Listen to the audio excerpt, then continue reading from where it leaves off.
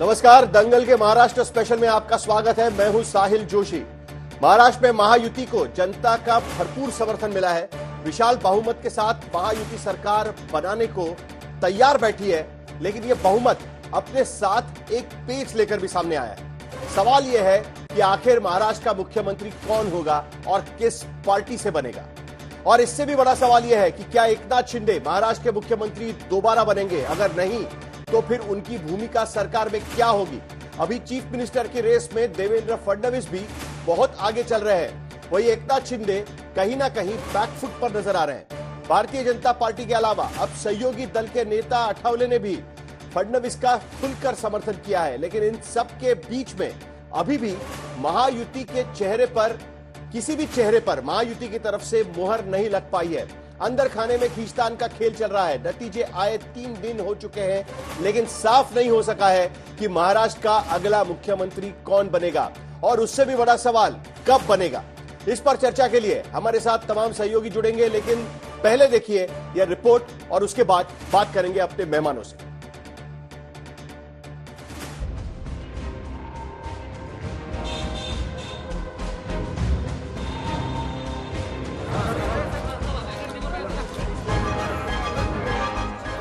तमाम बयानों और अपने अपने दावों के बीच महाराष्ट्र में नई सरकार के गठन की कवायद तेज हो गई।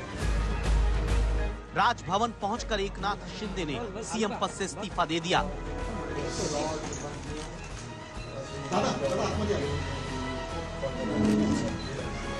लेकिन चुनावी नतीजों के तीसरे दिन भी महाराष्ट्र में मुख्यमंत्री पद पर सस्पेंस खत्म नहीं हुआ।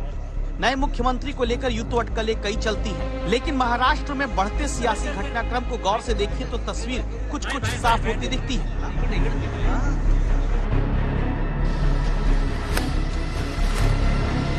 एकनाथ शिंदे ने कार्यकर्ताओं से आवाज पर न जुटने की अपील की, तो श्रीकांत शिंदे ने वो ट्वीट भी हटा दिया जिसमें एकनाथ शिंदे को फिर से सीएम बनाने की मांग की गई। इसके बाद एकनाथ शिंदे के साथ राजभवन पहुंचे दीपक केसरकर ने मुख्यमंत्री पद को लेकर बड़ी बात कही। एक मत से सब होगा और एक मत से सरकार चलेगी, किसी को भी कोई भी नाराजी नहीं रहेगी। जो भी पक्ष सृष्टि निर्णय लेंगे, शिंदे साहब ने क्लियर कट बोला है कि जो भी प्राइम मिनिस्टर साहब, अमित शाह साहब जो भी कहेंगे उनको वो मान्य रहेगा। एकनाथ शिंदे ने कहा कि मोदी और शाह जो तय करेंगे वो मंजूर है, यानी सीएम पद पर बीजेपी की दावेदारी बेहद मजबूत हो गई है और इसके पीछे सियासी वजह भी काफी बड़ी है। महाराष्ट्र विधानसभा चुनाव में बीजेपी ने 89% सीटों पर जीत हासिल की है, जो 2014 की जीत से भी बड़ी है। इसके साथ 2019 से 2024 तक के राजनीतिक घटनाक्रम के बाद बीजेपी सीएम पद के जरिए कार्यकर्ताओं का मनोबल बढ़ाने की कोशिश करेगी। बीजेपी इस बड़ी जीत में सूबे में मजबूत हुए सियासी वर्चस्व को 2029 तक बनाए रखने की कोशिश करेगी, साथ ही अपनी अगुवाई में सरकार का नेतृत्व करेगी।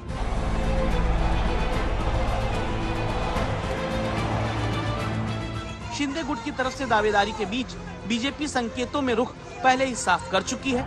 उसकी सहयोगी पार्टियां भी अब खुलकर देवेंद्र फडणवीस को मुख्यमंत्री बनाने की मांग कर रही हैं।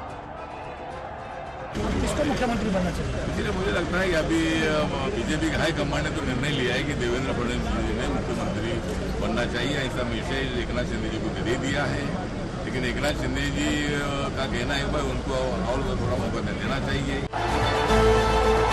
हालांकि शिंदे की पार्टी के नेताओं के रुख को देखते हुए अभी यह राह इतनी सीधी नहीं दिखती, क्योंकि शिंदे को सीएम बनाने की मांग को लेकर बयानबाजी तेज हो गई। आठवले साहब क्या कहते हैं उसके बारे में अभी इतना उनको स्पेस नहीं है। उनको बोलते रहते हैं, लेकिन यहाँ जो डिसीजन लेने वाले लोग हैं वो एकनाथ शिंदे, ये देवेंद्र फडणवीस और राजेश दादा है। आठवले साहब का एक उनका वैयक्तिक मत है, वो कहते रहेंगे, लेकिन ये निर्णय लेने की क्षमता इन तीनों में है। लेकिन हम चाहते हैं कि शिंदे साहब मुख्यमंत्री बने। हमारे पार्टी ने क्या करना चाहिए ये तय करने के अधिकार हम सब ने एकनाथ शिंदे साहब को दिए हैं। आठवले साहब का रिस्पेक्ट है, लेकिन हमारे पार्टी में क्या होना चाहिए क्या नहीं होना चाहिए ये हम पाएंगे। शिंदे गुट लगातार दावा करता है कि चुनाव एकनाथ की अगुवाई में ही लड़ा गया, लिहाजा उन्हें ही मुख्यमंत्री पद मिलना चाहिए। साथ ही शिंदे गुट जीत में अहम भूमिका निभाने वाली लाडली बहना जैसी योजनाओं का श्रेय लेकर अपने सियासी दबदबे को मजबूत करना चाहता है। कोशिश ये भी कि विधानसभा में इस बड़ी जीत के बाद मराठा नेता के तौर पर एकनाथ शिंदे और मजबूती से स्थापित हो। साथ ही सोच ये भी कि अगर शिंदे दोबारा मुख्यमंत्री बनते हैं तो विधायकों को साथ रखना और भविष्य में उद्धव ठाकरे की राजनीति का जवाब देना आसान होगा। इन मांगों के बीच बीजेपी का रुख बेहद सधा हुआ है। भाई थोड़ा समय जा रहा है, लेकिन जनता के हित में, महाराष्ट्र के हित में है। महाराष्ट्र को आगे लेके जाने के लिए है। हमारा केंद्रीय नेतृत्व और महाराष्ट्र के तीनों नेता बैठेंगे और मुझे लगता है योग्य निर्णय होगा। ऐसा निर्णय होगा कि महाराष्ट्र की जनता के लिए, विकास के लिए डबल इंजन सरकार जो चलेगी वो देश के हित, महाराष्ट्र के हित में काम करेगी। तो उनके पास बहुमत है। अगर बहुमत नहीं है तो उनको बहुमत कैसा प्राप्त करना है, किसी को तोड़ना है, किसी को खरीदना है, इस बारे में लोग माहिर है। आपने देखा होगा महाराष्ट्र में तो बहुमत के लिए शिंदे की पार्टी भी तोड़ सकते हैं और अजित पवार की पार्टी भी तोड़ सकते हैं। तो मुख्यमंत्री मेरे हिसाब से भारतीय जनता पार्टी का ही बनना चाहिए। महाराष्ट्र को ज्यादा लुटाकर मोदी जी के मित्रों को दे सकता है, ऐसे प्रधानमंत्री, ऐसे मुख्यमंत्री का सिलेक्शन दिल्ली में बैठी हुई बीजेपी की हाईकमांड सोच रही है और इसलिए उनको समय लग रहा है। तो महाराष्ट्र बेचना तो तय है उनके लिए। माना जा रहा है जल्द ही किसी एक चेहरे पर तीनों दलों के बीच बात बनेगी। सवाल है आखिर वो कौन सा चेहरा होगा जिस पर तीनों दलों की रजामंदी होगी। मुंबई से साहिल जोशी के साथ आज तक ब्यूरो। तो 26 तारीख आ चुकी है। 26 तारीख को महाराष्ट्र विधानसभा की मियाद खत्म हो रही है और इसीलिए आज जाकर एकनाथ शिंदे ने अपना इस्तीफा सौंपा। अब उन्हें केयरटेकर मुख्यमंत्री के रूप में वो अपना कार्यभार जारी रखेंगे। 3 दिन के बाद भी, पूरा बहुमत मिलने के बावजूद भी भारतीय जनता पार्टी की आला कमान तय नहीं कर पा रही। आखिरकार ऐसा क्या हो रहा है कि ये 3 दिन के बाद ये नहीं तय हो पा रहा है कि आखिरकार मुख्यमंत्री किस पार्टी से बनेगा। इस पर हम लोग चर्चा करेंगे। हमारे साथ में है शहजाद पूनावाला, भारतीय जनता पार्टी के प्रवक्ता। उसके बाद शाइना एनसी है, शिवसेना की प्रवक्ता। सुबोध मोहिते हैं राष्ट्रवादी कांग्रेस से, और उसके साथ साथ आशुतोष और प्रोफेसर संगीत रागी, पॉलिटिकल एनालिस्ट, उनके साथ भी हम चर्चा करेंगे। लेकिन उससे पहले मेरे साथ एक खास मेहमान है राष्ट्रवादी कांग्रेस यानी एनसीपी के महाराष्ट्र प्रदेश के अध्यक्ष और एनसीपी के सांसद सुनील तटकरे इस वक्त हमारे साथ में है और उनसे कुछ सवाल मैं पूछूंगा और उसके बाद में मेहमानों के पास जाएंगे। अब लोग, सबसे बड़ा सवाल है सुनील तटकरे जी, सबसे पहले आपका बहुत बहुत शुक्रिया कि आप आज तक से बात कर रहे हैं। सबसे बड़ा सवाल यही है कि मुख्यमंत्री कौन बनेगा, यह फैसला क्यों नहीं हो पा रहा है, इतनी देरी क्यों हो रही है? 3 दिन हो चुके हैं अभी। इसमें देरी की बात नहीं है। 23 तारीख को शाम को नतीजा आ गए, आज 26 है। हर एक पार्टी जो हमारी अलायंस पार्टी है उसमें से राष्ट्रवादी कांग्रेस पार्टी की विधायक दल की बैठक वहाँ पे होगी। हमने हमारे नेता अजित दादा चुना दिया गया है। शिवसेना ने भी अपनी विधायक दल की मीटिंग ली, उन्होंने एकनाथ शिंदे जी की नियुक्ति वहाँ पे की है। मुझे लगता है कि भारतीय जनता पार्टी की भी मीटिंग हो जाएगी और जल्दी से जल्दी हम हमारे सेंट्रल हाईकमांड जो है उनके साथ बैठकर इसके बारे में निर्णय लेंगे। लेकिन क्या एकनाथ शिंदे अड़िग है कि मुख्यमंत्री पद उन्हें मिलना चाहिए, क्योंकि वो चेहरा थे जब आप चुनाव लड़ने गए थे? और दूसरी एक बात, एक मराठा चेहरा प्रोजेक्ट किया गया था और उसको हटाना अब क्या मुश्किल हो रहा है आपके लिए? यह सबसे बड़ा स्पीड ब्रेकर है आपके लिए? नहीं, मुझे इसके बारे में मालूम नहीं, क्योंकि देखिए चुनाव हमने मुख्यमंत्री के नेतृत्व में लड़ा है। देवेंद्र जी उप मुख्यमंत्री के नाते, अजित दादा उप मुख्यमंत्री के नाते, ये सब तीनों नेताओं के लीडरशिप में महाराष्ट्र के इस विधानसभा का चुनाव महायुति की तरफ से लड़ गया और महाराष्ट्र की जनता ने 62 के बाद इतनी अच्छी बहुमत वहाँ पे दी है। तो फिर वो सामने रखकर महाराष्ट्र की जनता का आदर कर कर हमको आगे चलना है। 1-2 दिन जाएंगे क्योंकि पार्लियामेंट का भी सेशन शुरू हो गया है। आज संविधान दिन है, इसके लिए आज वहाँ पे भी कुछ प्रोग्राम बनाए के गए संविधान के सम्मान पर। मैंने भी आज संविधान के सम्मान पर संविधान का वाचन वहाँ पे रखा था। इसके लिए तो शायद कल परसों हमारी बैठक हो जाएगी और निर्णय हो जाएगा। नहीं, लेकिन जनता का फैसला तो बीजेपी के हक में भी दिख रहा है ना। बीजेपी को सबसे बड़ी जीत मिली है, 133 सीटें बीजेपी को मिली है, चुनकर आई है। देवेंद्र फडणवीस का स्वाभाविक दावा है क्या आपको लगता है ये? नहीं, राष्ट्रवादी कांग्रेस पार्टी की मीटिंग में इसके बारे में कुछ चर्चा ही नहीं होगी, क्योंकि हम समझदार हैं। हमको मालूम है कि इसका निर्णय महायुति के हाईकमांड के नाते बीजेपी के नेता अमित भाई शाह वहाँ पे ले जाएंगे। देखिए, बीजेपी की 132 या 133 एमएलए उनके चिन्ह के आ गए, तो स्वाभाविक उनके विधायकों को, उनके कार्यकर्ताओं को, उनके मन में वो अपेक्षा रह जाएगी कि बीजेपी का मुख्यमंत्री हो जाए। शिवसेना के मुख्यमंत्री के नेतृत्व में शिवसेना ने भी अच्छा तरह से आई थिंक 57 विधायक उनके चुन के आए हैं। उनको लगता है कि उनको भी चीफ मिनिस्टर मिल जाए। राष्ट्रवादी कांग्रेस पार्टी की आम कार्यकर्ताओं के मन में कई सालों से एक इच्छा है कि अजीत दादा एक बार राज्य के मुख्यमंत्री बने, लेकिन हम तो रियलिस्टिक है, वास्तववादी है, हमें मालूम है। तो इसके बारे में हम जल्दी से जल्दी बैठकर निर्णय लेंगे। नहीं तो कोई नया फॉर्मूला बनाने की कोशिश है क्या कि जिससे अजित पवार को भी मौका मिल जाएगा? जैसे एकनाथ शिंदे जी को मिला था 2.5 साल मुख्यमंत्री बनने का, वैसे कोई मांग है क्या आपकी कि अजित पवार को भी एक मौका मिल जाए? नहीं, ऐसा हमारे मन में आज कोई फार्मूला के बारे में हमने सोचा ही नहीं। हमने यही सोचा कि जब केंद्रीय नेतृत्व के साथ हम बैठेंगे, जैसे जैसे वहाँ पे आगे आगे सब हम जाएंगे, तब हम बात करेंगे उसके बारे में। तो जिस तरीके से शिवसेना चाह रही है कि एकनाथ शिंदे ही मुख्यमंत्री बने, वैसा आपका कोई आग्रह नहीं है? ऐसा कोई आपका ये पुश नहीं है कि भाई अजित पवार को ही बनाइए? नहीं, देखिए, एज आई सेड, हर पार्टी की कार्यकर्ताओं की एक तमन्ना रहती है कि उनका पार्टी का चीफ मिनिस्टर हो जाए, खासतौर अजित दादा के लिए, क्योंकि 5 बार वो उप मुख्यमंत्री रह गए। तो कार्यकर्ता के मन में आता ही है। लेकिन मैं तो बोल रहा हूँ पार्टी के अध्यक्ष के नाते, we are realistic, we know what are our limitations, what are our, जैसे कि हम बोलते हैं शक्ति स्थल हमारे कहाँ है, वो हमको अभी तो जानकारी लोगों ने, जैसे कि नतीजा आए आप देख ही सकते हैं कि नासिक में हमने 7 उम्मीदवार खड़े किए थे, 7 दिन के आए, अहिल्यानगर डिस्ट्रिक्ट में आए, पुणे में भारी संख्या से आए, लातूर में 2 ही जगह पर हम लड़े थे, 2 ही जगह पर हम चुन के आए। विदर्भ में पहली मर्तबा राष्ट्रवादी कांग्रेस पार्टी स्थापन होने के बाद हमने 7 जगह पर कैंडिडेट खड़े किए थे, 6 जगह पर हम चुन के आए, शायद 6 पर चुन के खड़े थे, 5 चुन के आए। सो स्ट्राइक रेट, सबसे ज्यादा स्ट्राइक रेट भाजपा के बाद राष्ट्रवादी कांग्रेस पार्टी का है। नहीं, वो ठीक है कि आपका स्ट्राइक रेट नंबर 2 का रहा, बीजेपी के बाद का सबसे बड़ा स्ट्राइक रेट आपका रहा, लेकिन समर्थन किसको है आपका? महायुति की जब बैठक होगी तब बीजेपी या फडणवीस को समर्थन करेंगे कि कोई नया चेहरा आएगा तो कोई ऐतराज नहीं होगा आपको? नहीं, इसके बारे में जो कुछ तय करना है वो तो बीजेपी के हाईकमांड यानी महायुति के हाईकमांड तय करेंगे। चलिए, महायुति की हाईकमांड तय करेगी और महायुति की हाईकमांड यानी भारतीय जनता पार्टी का केंद्रीय नेतृत्व, ये सुनील तटकरे यहां पर कह रहे हैं।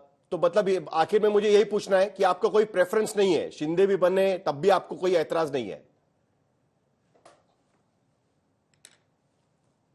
उसमें क्या है, वो तो हम जब बैठेंगे बात करने के लिए तब बात बोलेंगे।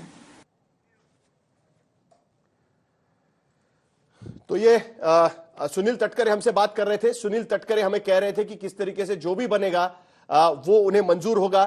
एक बड़ी खबर इस वक्त हमारे पास आ रही है, उस पर हम चलते हैं। बड़ी खबर हमारे पास एक आ रही है कि भारतीय जनता पार्टी के सोर्सेज से हमारे पास एक खबर आ रही है, उस खबर पर हम लोग सबसे पहले चलेंगे और उसके बाद मेरे मेहमानों से भी हमें बातचीत करनी है कि आखिरकार अब किस तरीके से ये पूरा मामला आगे बढ़ेगा।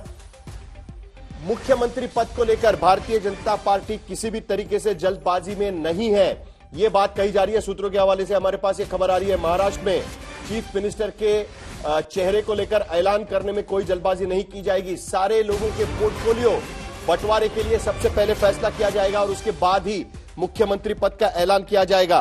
भारतीय जनता पार्टी का केंद्रीय नेतृत्व किसी भी तरीके से जल्दबाजी नहीं करेगा। ऑब्जर्वर्स भेजे जाएंगे महाराष्ट्र में और उसके बाद ये फैसले लिए जाएंगे। लेकिन कुल मिलाकर एक बात साफ है कि सारी चीजों की तैयारी करने के बाद ही मुख्यमंत्री पद का ऐलान होगा।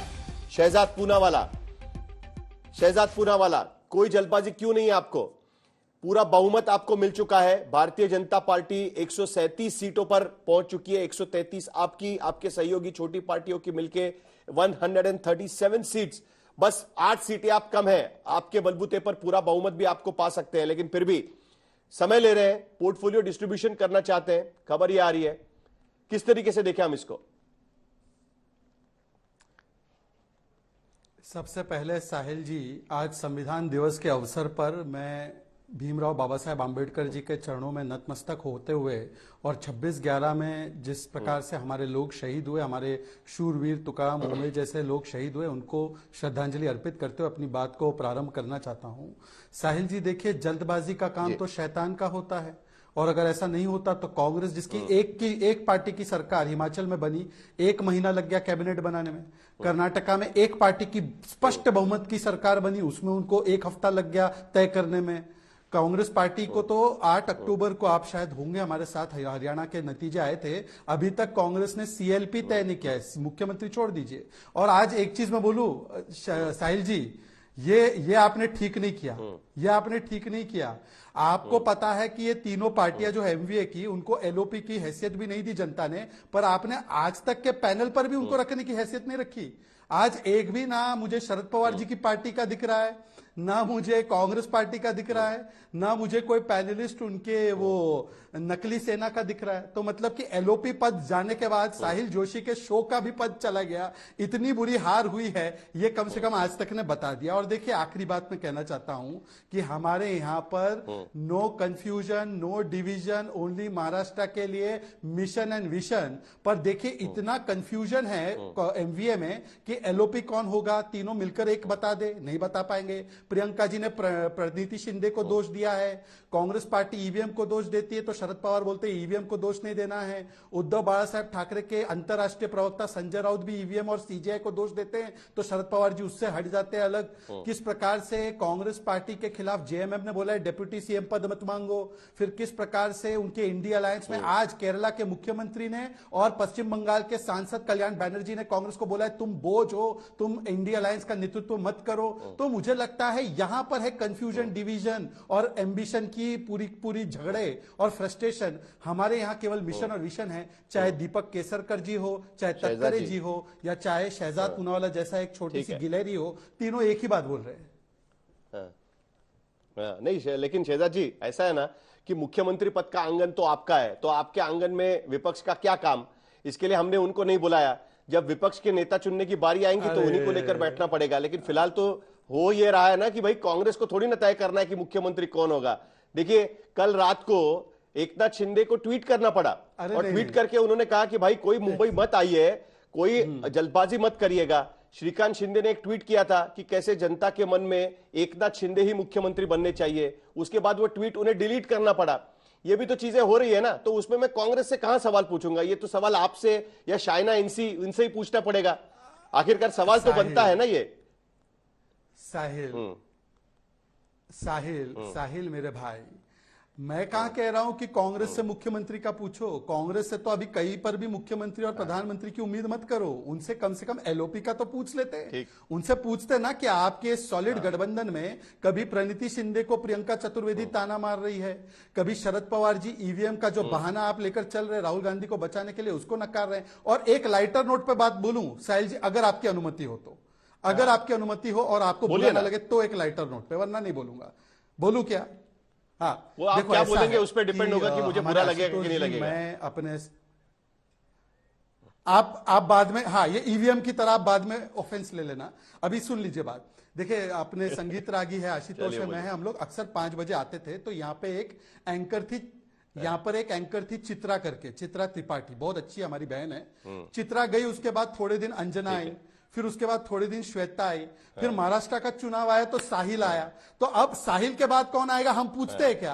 पर आज तक निर्णय करेगा चर्चा करके जो बेस्ट होगा चैनल के लिए। हो सकता है साहिल को नई भूमिका मिले, मुझे बहुत अच्छा लगा कि 5 बजे का एंकर और महाराष्ट्र का मुख्यमंत्री आप एक ही नाप तोल में तोल रहे हैं। महाराष्ट्र का मुख्यमंत्री चुनना और 5 बजे का एंकर चुनना अगर आपको एक ही लगता है तो महाराष्ट्र की जनता को मैं सचमुच में बधाई देना चाहता हूं कि भाई भारतीय जनता पार्टी के राष्ट्रीय प्रवक्ता सोच रहे हैं कि भाई 5 बजे का एंकर और महाराष्ट्र का मुख्यमंत्री एक जैसा ही होना चाहिए। चलिए आगे बात बढ़ाते हैं। हमारे पास संगीत रागी जी है। एक सेकंड शहजाद जी एक सेकंड। संगीत रागी जी उस दिन जब 23 तारीख, एक सेकंड अरे एक सेकंड भाई, एक सेकंड अभी मुझे जरा संगीत रागी जी से पूछने दीजिए। नहीं वो ठीक है, मैं संगीत सर चलिए ठीक है, संगीत रागी जी से पूछते हैं। भाई संगीत रागी जी, 23 तारीख को आप कह रहे थे कि भाई बीजेपी का ही मुख्यमंत्री बनेगा, तो ऐसा क्या लग रहा है कि जिसके वजह से भारतीय जनता पार्टी ये तय नहीं कर पा रही है? क्योंकि सुनील तटकरे ने तो क्लियर कर दिया है कि हाईकमान मतलब भारतीय जनता पार्टी की हाईकमान। अब वो हाईकमान क्यों नहीं तय कर पा रही है कि भाई एकनाथ शिंदे को ही बनाना है या भारतीय जनता पार्टी के पास मुख्यमंत्री पद लेना है, और अगर बीजेपी के पास लेना है तो उसमें भी देवेंद्र फडणवीस को बनाना है या किसी और को बनाना है? क्यों इतना समय आपके हिसाब से क्यों लग रहा है? साहिल, मैंने ये नहीं कहा था कि भारतीय जनता पार्टी का नेता ही बनेगा मुख्यमंत्री। मैंने ये कहा था कि भारतीय जनता पार्टी का ही नेता बनना चाहिए और देवेंद्र फडणवीस को बनना चाहिए। 2 बातें मैंने कही थी। अब एक तीसरी बात मैं कहने जा रहा हूँ। देखिए, कई बार आप मैजिशियन को देखते हैं ना कि अपनी टोपी पहनता है और टोपी में से एकाएक खरगोश निकाल लेता है, तो बड़ा ये हो जाता है, लगता है कि अरे ये खरगोश कहाँ से आ गया। तो भारतीय जनता पार्टी की राजनीति को यदि आप देखेंगे कोई ट्रेडिशनल पॉलिटिक्स नहीं करती है। अब अमित शाह, हम तो सब कयास लगा रहे हैं, आप भी कयास लगा रहे हैं, हम सब कयास लगा रहे हैं ना। हमने छत्तीसगढ़ में वो देखा था कि वो मैजिशियन से निकला, फिर हमने देखा कि मध्य प्रदेश में कोई नया निकला, फिर राजस्थान में कोई नया निकला। तो ये कह पाना कि कौन, अब अमित शाह जी और प्रधानमंत्री नरेंद्र मोदी जी, नड्डा जी मिलकर के शिवसेना से क्या बात करते हैं, ये देखने की बात है। थोड़ा सा गंभीरता इसको, 2 चीजें मैं एक बहुत गंभीरता से कहना चाहता हूँ। भारतीय जनता पार्टी और शिवसेना दोनों के लिए आसन्न खतरे, कहा जाता है ना कि सांप को मारना है तो उसको इतने मारो कि ताकि वो उठ करके दोबारा खड़ा ना हो सके। तो उद्धव ठाकरे की शिवसेना को इतनी तरीके से महाराष्ट्र की राजनीति से खत्म करना है तो कुछ न कुछ विशेष सोचना पड़ेगा। एक दूसरी बात, शरद पवार की राजनीति को यदि महाराष्ट्र से खत्म करना है और उसका वाकई उनको पूरी तरीके से खत्म करना है तो भी ये एक पहली चुनौती है। दूसरी चुनौती है जो मुंबई का जो अभी चुनाव है, और मुझे लगता है कि 49,000 करोड़ रुपए का वो मामला है। पूरा जो बजट है, पूरे एक स्टेट के बजट से भी ज्यादा का बजट हो जाता है।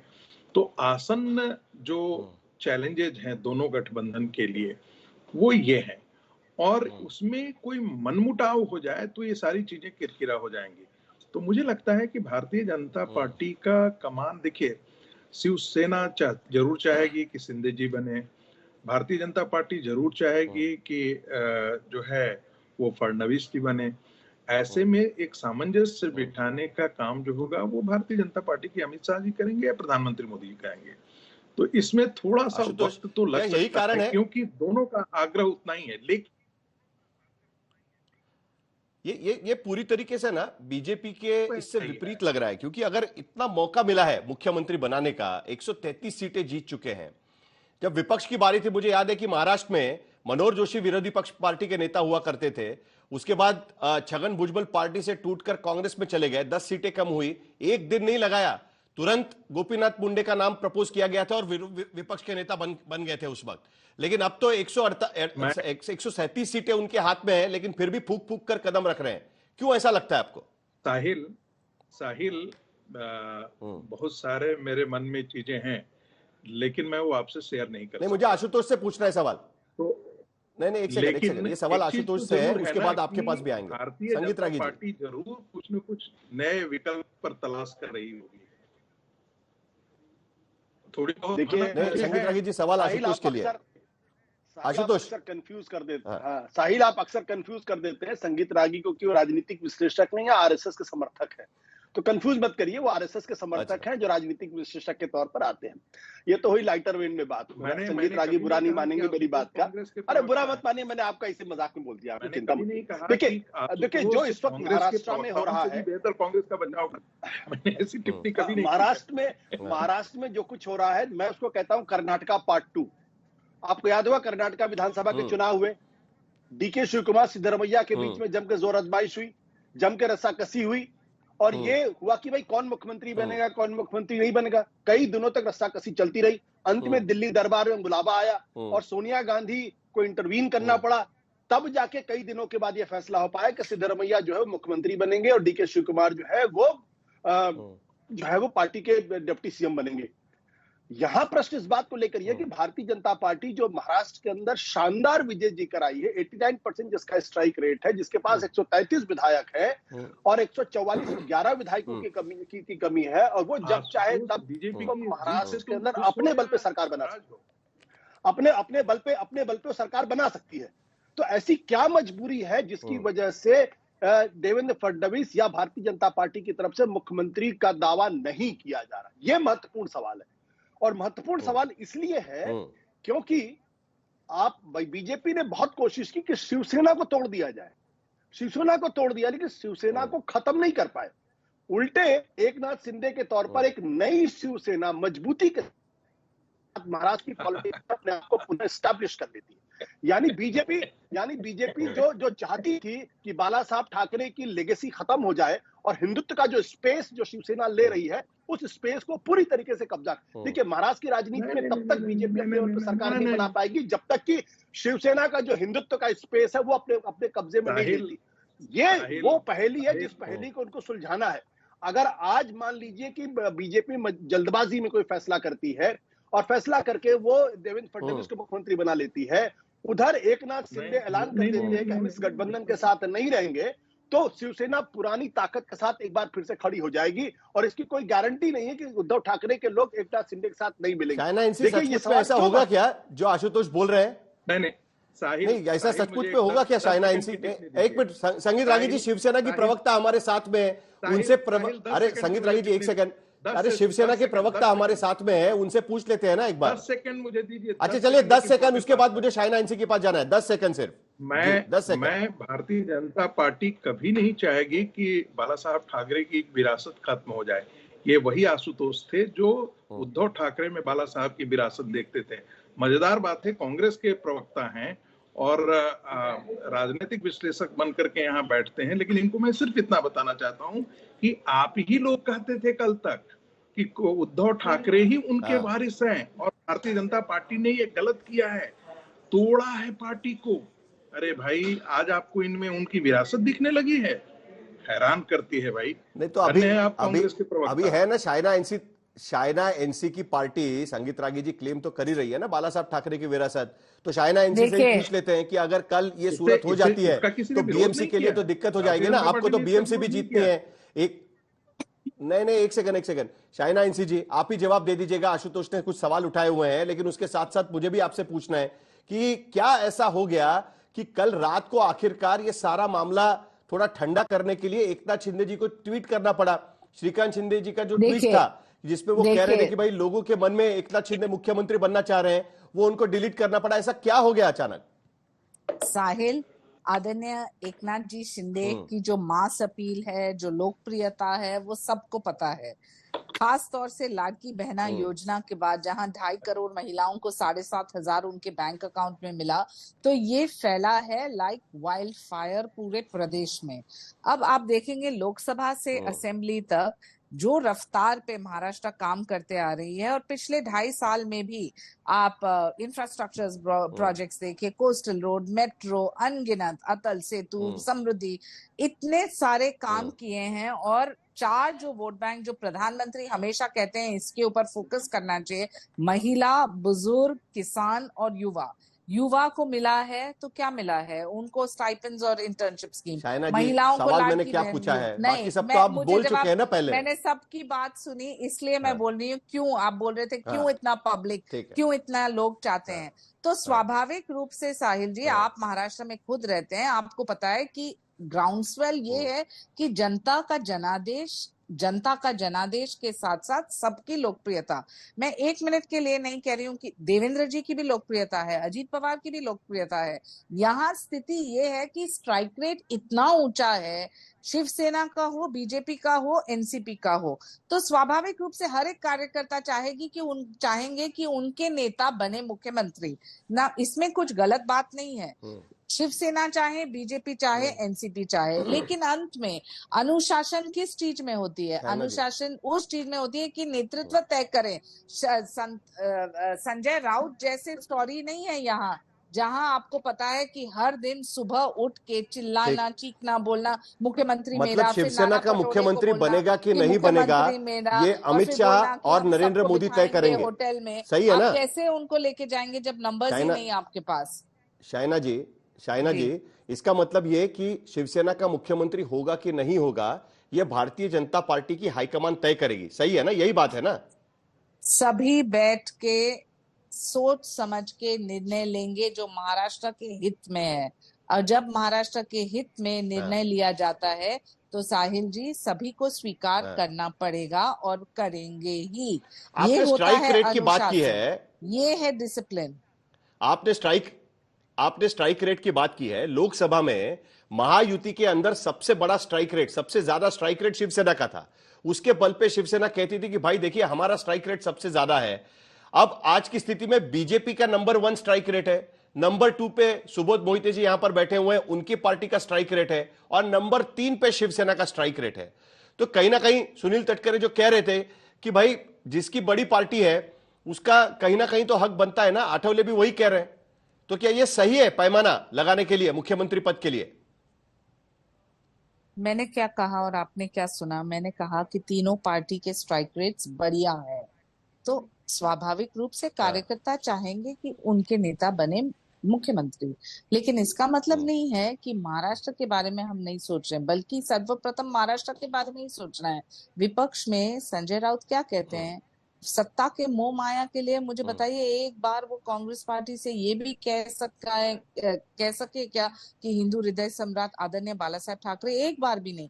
वो सिर्फ सत्ता के मोह माया के लिए ही आए हैं यहाँ, और उनकी जो आवाज है बिल्कुल अलग है। उनकी आवाज है सिर्फ अपने गद्दी के लिए, सत्ता के मोह माया के लिए। यहाँ विशेष रूप से ये महायुति को समझना चाहिए, और लोग समझ रहे हैं महायुति को लेके कि जब ऐतिहासिक निर्णय बनती है तो सोच समझ के ये थिंकिंग है जो संगीत रागी कह रहे थे। क्या ये थिंकिंग है कि बीएमसी के चुनाव है, महानगर पालिकाओं के चुनाव है, तो कोई ऐसा कदम उठा लेने की वजह से दिक्कत ना हो जाए कि भाई जो अभी विधानसभा में पाया है वो वहां कहीं खो ना दे, इसके लिए मुख्यमंत्री चुनना है तो एकनाथ शिंदे की बीजेपी इस तरीके से सोचना होगा?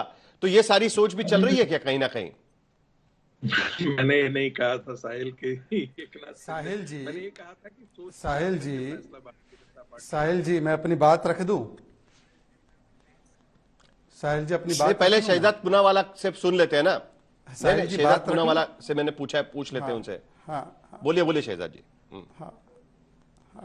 साहिल जी एक तो ऐसा है कि मैं पार्टी का अधिकृत राष्ट्रीय प्रवक्ता हूं। हमारी पार्टी बहुत डिसिप्लिन्ड पार्टी है। ये निर्णय राष्ट्रीय प्रवक्ता के लेवल पर नहीं, ये निर्णय पार्लियामेंट्री बोर्ड के लेवल पर होते हैं, पहली बात। दूसरी बात, मेरी पार्टी कोई लीक होती हुई मशीन तो है नहीं कांग्रेस की तरह कि मेरी पार्टी में कोई चर्चा, सोच, विचार चल भी रही होगी तो मैं आकर आज तक के इतने बड़े शो पर जिसका एंकरिंग आजकल आप कर रहे हैं उस पर आकर मैं बोलूंगा नहीं सर यही थिंकिंग है, वही थिंकिंग है। कुछ निर्णय जो होते हैं रणनीतिक और राजनीतिक, वो निर्णय मेरी पार्टी जब लेगी वो आपको अधिकृत रूप से कम्युनिकेट किया जाएगा और मेरे ही माध्यम से किया जाएगा। पर दूसरी बात मैं कहना चाहता हूं, 10-15 सेकंड की टिप्पणी करने का अवसर दे दीजिए। देखिए ना कैसे चीजें बदलती है। जो लोग कल तक विश्लेषक के रूप में बैठकर ये संविधान का नैरेटिव इतना स्ट्रांग है, राहुल गांधी इज बैक, हरियाणा में आंधी तूफान सुनामी चल रही है, महाराष्ट्र में मराठवाड़ा में एक वोट मराठा का बीजेपी को नहीं मिल रहा, ऐसे एंकर्स भी थे, आपके साथ बैठे हुए एंकर थे। मराठवाड़ा में एक वोट नहीं मिल रहा था भाजपा को, मुश्किल था उनको देखने के लिए। आज उनका 180 डिग्री टर्न होकर वो बोलने लगे हैं कि भाजपा को ऐसे करना चाहिए, भाजपा को वैसे करना चाहिए। साहब ऐसा है कि घर में नहीं है खाने को दाने और दूसरों के घर लगे आग लगाने। अरे भाई साहब आशुतोष जी, मैं आपका बहुत सम्मान करता हूं, पर आपका पिछला कौन सा विश्लेषण था वो जो सही आया वो बता दीजिए। हरियाणा में क्या था विश्लेषण आपका जी? 2024 में क्या था विश्लेषण जी आपका? आपका विश्लेषण क्या था महाराष्ट्र के चुनावों में, जरा बताइए जी। तो मैं आपके विश्लेषण सही नहीं होते, आप अपनी वस्तुस्थिति का विश्लेषण करने के बदले अपने मन की बात को प्रस्तुत करते हैं एक प्रवक्ता के रूप में, और मैं आपके विश्लेषण पे हाँ जी हाँ करूं। और जो दिख रहा है, जेएमएम ने कांग्रेस को खड़ा कर दिया, उद्धव सेना ने कांग्रेस को खड़ा कर दिया, टीएमसी ने कांग्रेस को खड़ा कर दिया, उस पर एक शब्द नहीं बोलेंगे आशुतोष जी, कैसे बोलेंगे? आरएसएस के प्रवक्ता है रंगीत संगीत रागी, ये दिख गया, पर अपनी भी पीठ देखा करो आशुतोष जी। पूरा चुनाव आपने भाजपा के खिलाफ एजेंडा चलाया। आज मैं आपसे बोलता हूं, कांग्रेस कहां खड़ी है उस पर जरा तो विश्लेषण करो। एलओपी की स्थिति नहीं बची, हरियाणा में एक एलओपी बनाने की स्थिति में नहीं बचे, डेप्यूटी सीएम देने को तैयार नहीं है जेएमएम, टीएमसी बोल रही है एलओपी का पद छोड़ो। राहुल आशुतोष आप जवाब दे दीजिएगा, ईमानदारी से विश्लेषण करो। आशुतोष आप जवाब दे दीजिएगा, लेकिन उससे पहले ना एक खबर आ रही है। जब हम लोग बातचीत कर रहे हैं ना, तभी मनीषा कायंदे है, शिवसेना की एमएलसी है और उसके साथ साथ प्रवक्ता भी है, उन्होंने एक ट्वीट शेयर किया हुआ है और इस ट्वीट पे लिखा हुआ है, एकनाथ है तो सेफ है। यहां पर बीजेपी कह रही है कि एक है तो सेफ है का नारा होना चाहिए। देवेंद्र फडणवीस का भी पहले दिन वही ट्वीट था, प्रधानमंत्री नरेंद्र मोदी ने भी यही कहा था कि एक है तो सेफ है का नारा आगे लेकर हमें चलना है, लेकिन उसको थोड़ा सा ट्विस्ट किया है, एकनाथ है तो सेफ है, एकनाथ है तो सेफ है। एनसीपी के प्रवक्ता सुबोध मोहिते जी, यही फैसला होना चाहिए महायुति का, एकनाथ है तो सेफ है। उसके बाद आशुतोष के पास चलेंगे, एकनाथ है तो सेफ है, यही होना चाहिए सुबोध मोहिते जी। देखिए, मैंने सबों की डिबेट सुना, इसमें कुछ बातों से मैं एग्री कर रहा हूं, कुछ बातों से एग्री नहीं कर रहा हूं। सबसे पहली चीज ये है कि पूनावाला जी ने बताया कि there is no confusion no division, Haryana का एग्जाम्पल दे दिया। दूसरी चीज संगीत रागी जी ने बताया कि किसी को खत्म करने के लिए किसको चीफ मिनिस्टर बनाया जाए, ये सब्जेक्ट मुझे कुछ जमा नहीं। उन्होंने दूसरा पॉइंट लिया कि बीएमसी के इलेक्शन को देखते हुए और तीनों पार्टी के बीच में मनमुटाव ना हो जाए, इसलिए party is taking the time.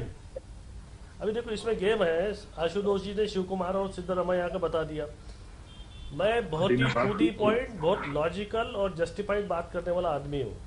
Simple चीज है, बोलिए ना, कि एकनाथ है तो सेफ है, ये वगैरह सब ठीक है, स्लोगन्स हो गई है। मेरा ऐसा कहना है कि इंडिया का सबसे इंपॉर्टेंट स्टेट जो है दैट इज महाराष्ट्र, ये तो बात आप मानते। दूसरी बात ये है कि अगर प्राइम मिनिस्टर मोदी जी का ये ड्रीम है कि फिफ्थ इकोनॉमी हमको अचीव करना है, तो महाराष्ट्र का जीडीपी के अंदर कंट्रीब्यूशन कितना है, इस चीज को आप समझो। सबसे इंपॉर्टेंट स्टेट जैसा महाराष्ट्र है, सबसे प्रोग्रेसिव स्टेट महाराष्ट्र है, इंडिया का फाइनेंशियल कैपिटल महाराष्ट्र है, second largest state in India Maharashtra है, और आगे के जो हमारे बेंचमार्क है, तो इसके लिए तो टाइम लगेगा। मेरा पॉइंट अपना ये है कि देखो, सुनील तटकरे जी की बात आपने बहुत ही गौर से सुनना चाहिए। उन्होंने बताया कि most senior person 5 times deputy chief minister is Ajit Pawar. सही है, ये रियलिटी है। लेकिन उन्होंने ये बताया कि हमारी पार्टी की भूमिका जो है वो बहुत ही रियलिस्टिक है। Even though he the most popular leader, most senior leader, फिर भी हम ये बता रहे हैं कि भाई हम, आप किसको कह रहे हैं रियलिस्टिक होना चाहिए? मेरी भी यही भूमिका है। नहीं, किसको रियलिस्टिक होने के लिए कह रहे हैं आप? देखिए, मेरी भूमिका ये है कि आप 2 टर्म को समझिए। मैं आपको, आप समझदार हो, इशारा समझिए। 2 टर्म को समझिए। पहला, अब चुनाव में सवाल आता है मैंडेट और दूसरा स्ट्राइक रेट। मैंडेट का डेफिनेशन क्या है भाई? What is the definition of mandate? Definition ये है कि people's expectation to form the government. Simple है। अगर पीपल का एक्सपेक्टेशन है, तो आप 3 पार्टियों में किसको मैंडेट देख रहे हैं सुबोध जी? सीधा बोल दीजिए ना। 3 पार्टियों को, तीनों पार्टियों को जिस तरीके से वोट पड़े हैं, 3 पार्टियों की किसको मैंडेट दिया है? मैंडेट किस पार्टी को मैंडेट दिया है? सबसे ज्यादा सीटें किसकी है? किसकी? भारतीय जनता पार्टी की। तो चीफ मिनिस्टर किसका बनना चाहिए? मैंडेट के पब्लिक के एक्सपेक्टेशन के हिसाब से। ये तो जी आपको सपोर्ट कर रहे हैं सुबोध मोहिते। तो भारतीय जनता पार्टी का नहीं, हम सपोर्ट नहीं करें। मेरा पार्टी का भूमिका मैं बता रहा हूं। मेरी अजीत पवार जी की भूमिका है, he is the first man who announce in the first day that the chief minister should be from the BJP. इतना आउटस्पोकन, इतना स्ट्रेट फॉरवर्ड बोलने वाला लीडर जिसका स्ट्राइक रेट सेकंड हाईएस्ट है, ऐसा महाराष्ट्र में है क्या? ये बताइए ना। तो इसलिए मेरा सिंपल कहना है कि स्लोगन जो एक है तो ये है, दो है तो ये सब्जेक्ट इनमें आता ही नहीं है।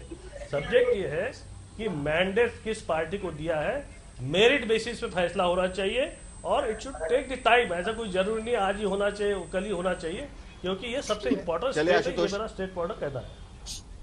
ठीक है, 30 सेकंड में आपसे एक जवाब चाहेंगे जिस पर एक शहजाद पूनावाला बोले वो, और उसके बाद सुबोध मोहिते बोल रहे हैं वो। मैंडेट के आधार पर फैसला हो। देखिए साहिल, सबसे पहले तो शहजाद पूनावाला का बहुत बहुत शुक्रिया कि उन्होंने मेरे बारे में इतना गुणगान किया और मेरी इतनी तारीफ की, बहुत बहुत शुक्रिया आपका।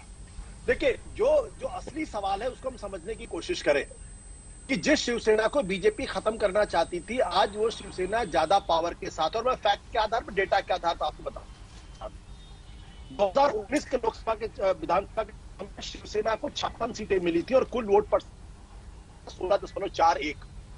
आज की तारीख में शिंदे ग्रुप के पास 57 एमएलए, उद्धव ग्रुप के पास 20 एमएलए, यानी 77 एमएलए आज की तारीख में शिवसेना वोट बैंक के हैं या शिवसेना सोशल बेस का है। और टोटल जो उनका वोट शेयर है वो बढ़ के हो जाता दोनों का कंबाइंड 22.34, यानी 2019 के मुकाबले में शिवसेना नाम की जो आइडेंटिटी है, जो अस्मिता है, उसको 6% वोट का फायदा होता है और सीटें बढ़ती हैं 21।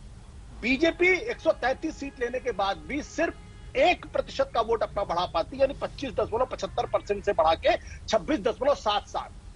अब